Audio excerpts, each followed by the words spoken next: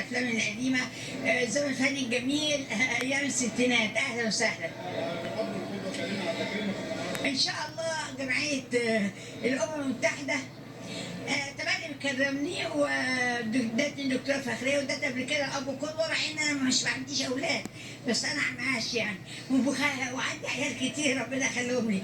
قال لي مجهودي زمان طبعا ايام الفن، ومجهودي في رئاسه الجمهوريه مكتب الرئيس كمهندس، وخدت قلاده الدوله التقديريه من الرئيس مبارك.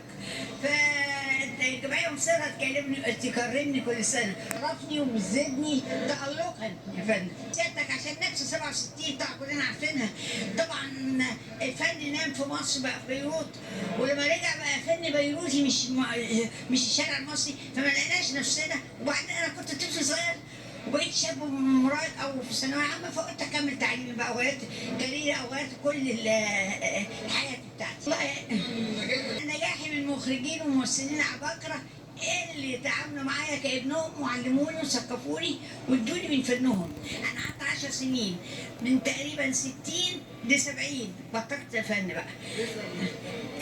نكسة 67 فن. السيما كان في الستينات الدخل قومي مصر نمرة 2، القطن والسيما. طبعا مبقاش حصل كده والفن اتغير، حتى اسماعيل ياسين العملاق الكبير، الحاجة الكبيرة قوي ده، بعد ما رجع الفن رجع قعد 5 سنين في البيت وما اشتغلش. ولما انا شفت كده وعيل صغير بس نعم، رحت مغير كاريري، مغير شكلي خالص. الافلام كانت باسمه يا استاذ، حاجه ما اتعملتش في امريكا، احنا مصر الوحيدين اللي عملوا الافلام باسم ليلى مراد واسماعيل ياسين. ازاي ده 5 سنين ما اشتغلش؟ هل ما عندوش عطاء؟